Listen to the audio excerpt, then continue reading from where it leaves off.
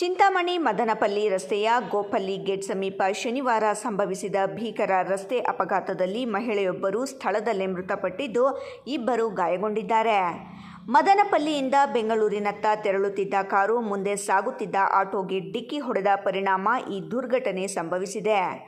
ಆಟೋದಲ್ಲಿ ಶ್ರೀನಿವಾಸಪುರ ತಾಲೂಕಿನ ಕಮಂತಂಪಲ್ಲಿಯ ಒಂದೇ ಕುಟುಂಬದ ಸದಸ್ಯರು ಚಿಂತಾಮಣಿ ಸಾರ್ವಜನಿಕ ಆಸ್ಪತ್ರೆಗೆ ಚಿಕಿತ್ಸೆಗಾಗಿ ಬರುತ್ತಿದ್ದರು. ಅಪಘಾತದಲ್ಲಿ ಮುನಿಯಮ್ಮ ಎಂಬುವರು ಸ್ಥಳದಲ್ಲೇ ಮೃತಪಟ್ಟಿದ್ದಾರೆ.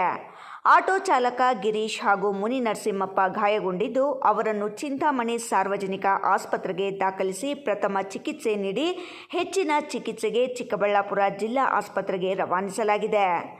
ಅಪಘಾತದಲ್ಲಿ ಕಾರು ಜಖಮಾಗಿದ್ದು, ಕಾರಿನ ಚಾಲಕ ಅಪಾಯದಿಂದ ಪಾರಾಗಿದ್ದಾರೆ.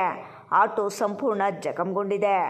ಗಾಯಾಳುಗಳು ನೀಡಿದ ಹೇಳಿಕೆಯ ಮೇರೆಗೆ ಪ್ರಕರಣ ದಾಖಲು. ಘಟನೆಯ ಕುರಿತು ಕೆಂಚರ್ಲಹಳ್ಳಿ ಪೊಲೀಸ್ ಠಾಣೆಯಲ್ಲಿ ಪ್ರಕರಣ ದಾಖಲಾಗಿದ್ದು, ಪೊಲೀಸರು ತನಿಖೆ ನಡೆಸುತ್ತಿದ್ದಾರೆ.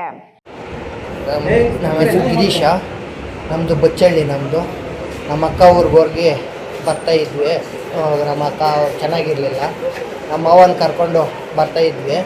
ಅವ್ರ ಹಿಂದೆಯಿಂದ ಕಾರ್ ಬಂದು, ನಾನು ಲೆಫ್ಟಲ್ಲೇ ನನಗೆ ಇದರಲ್ಲಿ ಬರ್ತಾಯಿದ್ದೆ. ಅವರು ಹಿಂದೆಯಿಂದ ಬಂದು ಗುದ್ದುಬಿಟ್ಟಿದ್ದಾರೆ. ನೀವೇನು ಆಟೋ ಓಡಿಸ್ತಾ ಇದ್ರಾ? ಹ್ಞೂ ಸರ್, ನಾನು ಆಟೋ ಓಡಿಸ್ತಾ ಇದ್ದೆ.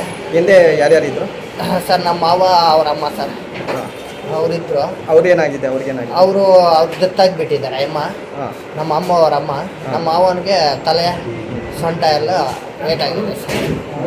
ಈಗ ಯಾರು ತಪ್ಪು? ಯಾರ್ದು ತಪ್ಪು? ಕಾರವ್ರದ್ದೆ ಸರ್. ಕಾರವ್ ನಿಧಾನ ಏನು ಸರ್? ಕಾರವರು ಅವ್ರೂರವರೆಲ್ಲ ಅದೆಲ್ಲ ಬಿದ್ದೋಗ ಪಟ್ಟಿಗೆ ಹೊಂಕೆಯಲ್ಲಿ ಅವರೆಲ್ಲ ಕಳಿಸ್ಬಿಟ್ರು ಸರ್.